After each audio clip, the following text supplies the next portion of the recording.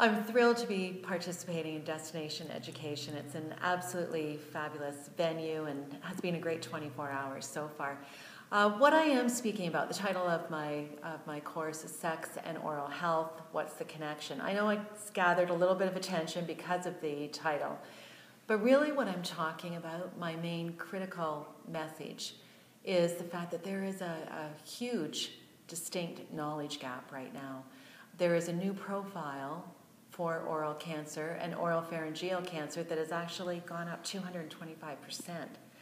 And, we all think of that older male that, is maybe 60 years or older, heavy smoker, drinker, and that profile is actually decreasing where the HPV or the sexually transmitted profile has gone up. It's just skyrocketing, as I say, about 225% with recent data.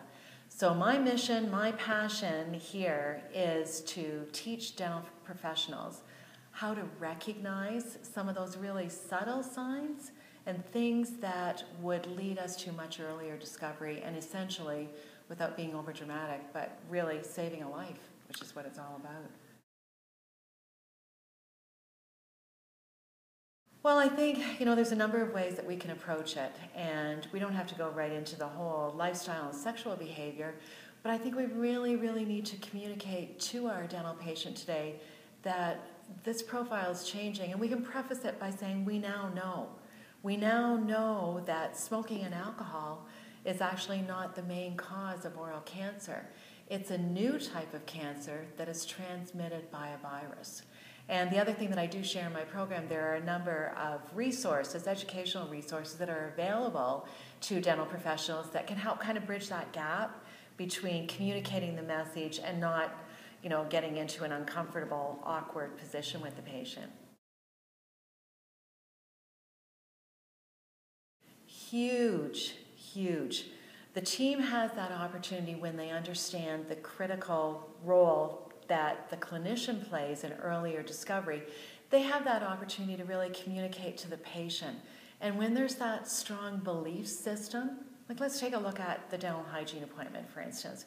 When the team really understands, the business team and all the way through the different aspects of the practice, when they truly understand the critical nature of that dental hygiene appointment that does involve that oral cancer screening examination, they're able to really enthusiastically promote it. So our business team, God bless them, they need to hear this message as well, because if they've got it, they've got that opportunity to articulate and get the message out, get the enthusiasm started, get the commitment from the patient, and be able to support the clinical team and vice versa.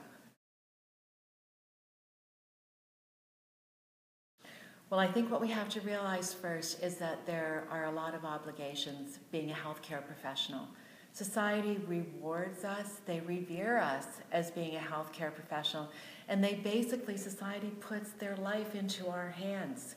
We need to accept that responsibility and take that upon ourselves to recognize that in that whole integrated healthcare system, we are the eyes, we are the hands, the first ones to be able to really recognize earlier discovery. That's our responsibility. So at the very minimum, once a year, a good comprehensive head and neck examination. And what I'm going to teach in my course is curriculum. It's not there yet, especially with this new profile. We're just not there yet with what we're teaching.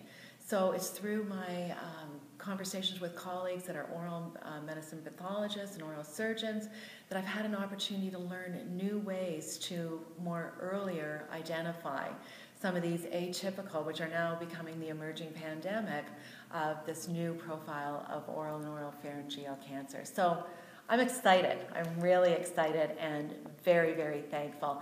I am going to intertwine two or three very moving stories. One is a great good news story, and the other one is a loss of a very, very close family member in the prime of her life.